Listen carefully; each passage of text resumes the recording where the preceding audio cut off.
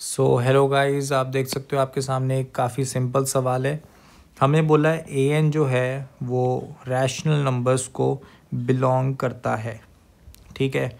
और हमें बोला है कि भाई 7+4√3 टाइम्स एन, इसकी पावर एन है। एंड हमें बोला है A N plus b N √3 के बराबर है। ये हमें बोला है एन नेचुरल नंबर है, तो इसकी लिमिट यहाँ पर फाइंड आउट करनी है। बहुत ही सिंपल है, देखो कैसे। सबसे पहले हम कंसीडर करेंगे इसका कॉन्जुगेट, क्योंकि तुमने भी अपने जितना भी तुमने इसके रिलेटेड सवाल करे होंगे जिसमें ऐसी टाइप की टर्म्स होती हैं, उनमें हम कॉन्जुगेट को ही कंसीडर करते हैं। तो यहाँ पे हमने कंसीडर किसको किया, हमने किया कंसीडर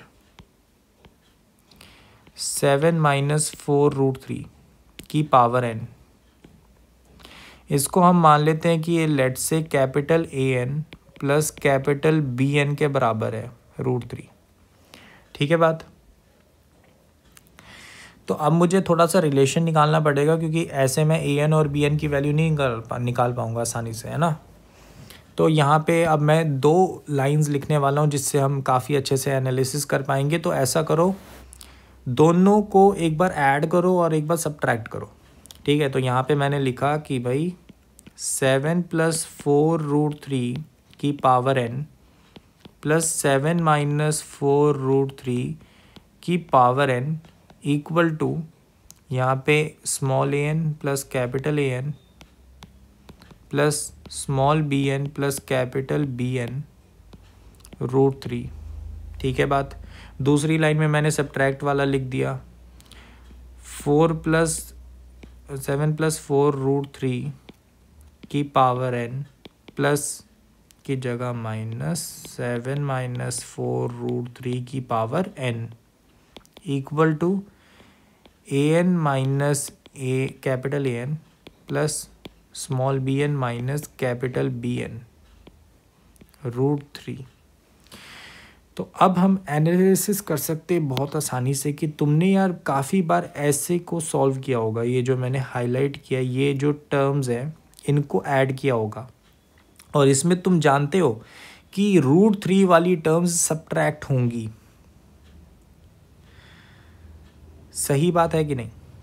इसमें तुम लेफ्ट हैंड साइड को जब सॉल्व करोगे तो ये इंडिपेंडेंट होंगी √3 वाली टर्म से, है ना। तो कोई भी इरैशनल यहाँ पे नहीं होंगे टर्म्स। तो इसका मतलब इस राइट हैंड साइड में इस फैक्टर को 0 होना पड़ेगा। सही बात है कि नहीं, ठीक है। सिमिलरली इसमें सिर्फ √3 वाली टर्म्स ही आएंगी, बाकी रैशनल टर्म्स नहीं आएंगी। तो इसका मतलब इस टर्म को 0 होना पड़ेगा।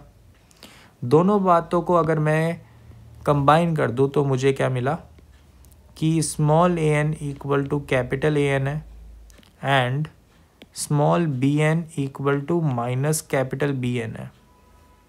जैसे ये दोनों बातें मिल गई तो अब मैं जो कॉन्जुगेट है उसको बहुत ही आसानी से लिख सकता हूँ कि वो क्या है कि 7-4√3 की पावर एन इक्वल टू असल में A small A N minus small B N √3 है।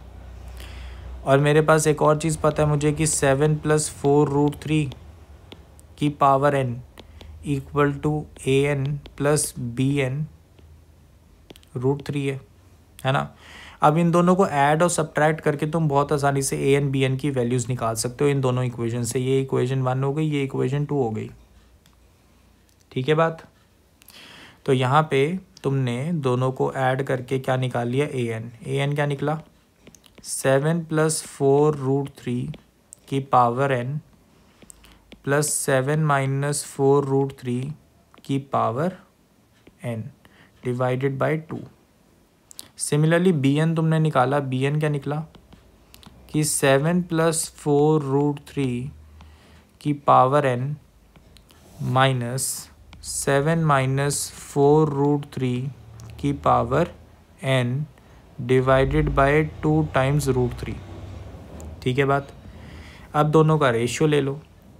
जैसे ही तुम रेशियो लोगे और लिमिट लगाओगे तो यहाँ पे तुम्हारे पास आ गया limit n tends to infinity an divided by bn equal to, यहाँ पे तुम्हारे पास आ गया 7 प्लस 4√3 की पावर n प्लस 7 माइनस 4√3 की power n divided by 7 plus 4√3 की पावर n माइनस 7 माइनस 4√3 की पावर n, और यहाँ पे √3 का एक फैक्टर है।